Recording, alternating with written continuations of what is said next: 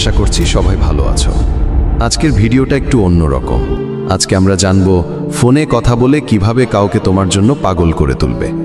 শোনো, ফোনে কথা বলে কাউকে পাগল করা খুব কঠিন কিছু না, তবে এখানে একটা খেলা আছে, মাথার না মনের খেলা।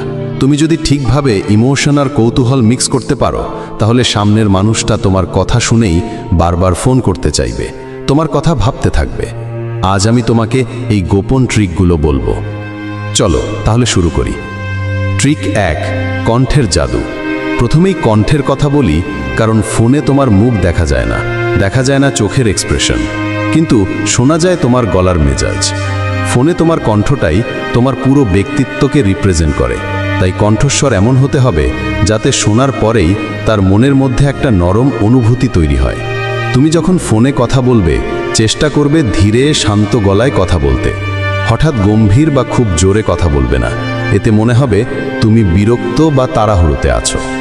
আর একটা টিপস, হাসি মুখে কথা বলবে। তুমি হয়তো ভাবছো সামনের মানুষটা তো তোমার মুখ দেখতে পাচ্ছে না, তাহলে হাসি মুখ কেন? কারণ হাসি মুখে কথা বললে কণ্ঠস্বর অটোমেটিক মিষ্টি হয়ে যায়। উদাহরণ দিই, ফোন ধরেই যদি তুমি হাসি মুখে